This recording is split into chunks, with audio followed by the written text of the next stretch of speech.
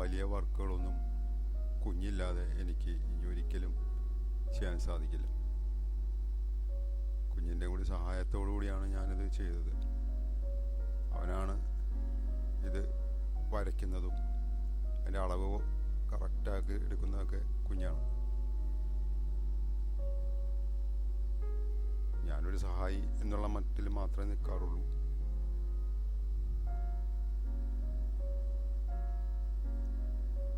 ഇതൊക്കെ കൃത്യമായ രീതിയിൽ അളവ് കൃത്യമല്ലെങ്കിൽ എന്നുണ്ടെങ്കിൽ അടപ്പ് കൃത്യമായിട്ട് കയറില്ല. അതിൻ്റെ അടിവശം അടയ്ക്കാനുള്ള കവറ് അത് കൃത്യമായിട്ടൊന്നും കയറില്ല. അത് കൃത്യമായിട്ട് പാകത്തിന് കിടക്കണം.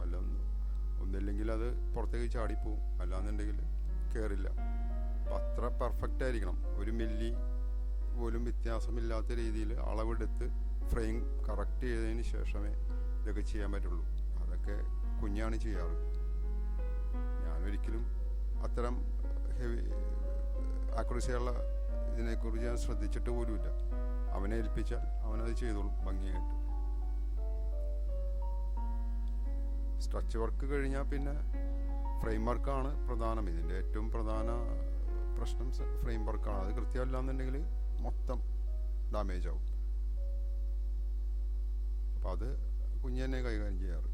ഇതൊക്കെ SS പൈപ്പ് എടുത്താണ് ചെയ്തിട്ടുള്ളത്. ഒരു ഹോട്ടലിൻ്റെ വർക്കിന് ആവശ്യമുള്ളതായിരുന്നു. ഒരു ഷോപ്പിൽ നിന്ന് ഓർഡർ വന്നതാണ്. അപ്പോൾ ഹെവി വർക്കായിരുന്നു.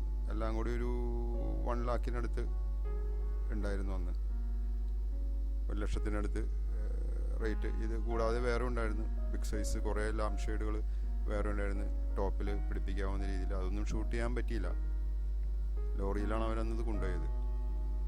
ഇതൊക്കെ ചൈനീസിനേക്കാളും വിലക്കുറവെന്നാണ് അന്ന് അവർ ഞങ്ങളോട് പറഞ്ഞത്, ആ കച്ചവടക്കാർ. എന്നിട്ട് പോലും അവർക്ക് ഞങ്ങളുടെ വില തിരിച്ചറിയാൻ സാധിച്ചില്ല. പൂച്ചക്കുട്ടൻ എപ്പോഴും അവൻ്റെ ഒരു സന്തോഷാചാരിയാണ്. അത് സ്ഥിരമായിട്ട് അവൻ്റെ കൂടെ ഉണ്ടാവാറുണ്ട്. ഏതെങ്കിലും ഒരു അനിമൽ അവൻ്റെ കൂടെ ഉണ്ടാവും. അപ്പം ഇതൊക്കെ മെറ്റീരിയൽ എടുത്തിട്ട് അത് പഞ്ച് ചെയ്ത് സ്വിച്ചുകൾ പിടിപ്പിക്കാൻ വേണ്ടി പഞ്ച് ചെയ്യുന്നു. പഞ്ചൊക്കെ സ്വന്തമായിട്ട് തന്നെ ഉണ്ടാക്കിയെടുത്ത പഞ്ചുകളാണ്. സ്റ്റീൽ പ്ലേറ്റ് പഞ്ച് ചെയ്തെടുക്കുക, സ്ക്വയർ പഞ്ച് ചെയ്യാനായിട്ട് സ്വന്തമായിട്ട് തന്നെ അവൻ ഉണ്ടാക്കിയെടുത്തത്. അതിൻ്റെ ഡൈയും കാര്യങ്ങളൊക്കെ അവൻ തന്നെ സ്വന്തമായിട്ട് ഉണ്ടാക്കിയെടുത്താണ്.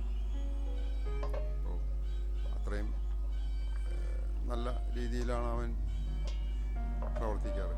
അതിനെന്ത് ത്യാഗം സഹിക്കാൻ കുഞ്ഞിന് യാതൊരു മടിയില്ല. അപ്പോൾ ഇതൊക്കെ കൃത്യമായിരിക്കണം. ആ ഹോളൊക്കെ അത്രയും മില്ലി കറക്റ്റായാൽ മാത്രമേ അത് കൃത്യമായിട്ട് കയറുള്ളൂ. ഇത്രയും ആക്കിയിട്ടുണ്ട്. വർക്ക് ഏകദേശം പെട്ടെന്ന് കൊടുക്കേണ്ട ഒരു വർക്കായിരുന്നു. അതുകൊണ്ട് തന്നെ ഫാസ്റ്റായിട്ട് ചെയ്ത് കുറേ ഷൂട്ടൊന്നും ചെയ്യാൻ പറ്റിയില്ല. ഇപ്പോൾ സ്റ്റീൽ അത് കൃത്യമായിട്ട് ലെയ്ത്ത് വർക്ക് ചെയ്തില്ല എന്നുണ്ടെങ്കിൽ അത് സ്ട്രെയിറ്റ് ആയിട്ട് നിൽക്കില്ല, ചെരിഞ്ഞു പോകും. അപ്പോൾ അതൊക്കെ കുഞ്ഞാണ് ചെയ്യാറ്. സ്ട്രെയിറ്റ് പിന്നെ ലെയ്ത്ത് വർക്കും കാര്യങ്ങളൊക്കെ. ഞാനൊരു സഹായി എന്നുള്ള മട്ടിലേ നിൽക്കാറുള്ളൂ. ഇതെല്ലാം കുഞ്ഞ് തന്നെയാണ് ചെയ്യാറ്. എന്തായാലും അവൻ്റെ നഷ്ടം അതെന്നെ ഒരുപാട് ബാധിച്ചിട്ടുണ്ട്. എന്നെ മാത്രമല്ല, ഇപ്പം ഞങ്ങളിൽ നിന്ന് സാധനങ്ങൾ സപ്ലൈ വാങ്ങിയിരുന്ന കച്ചവടക്കാരും അത് ബാധിച്ചിട്ടുണ്ടാവാം.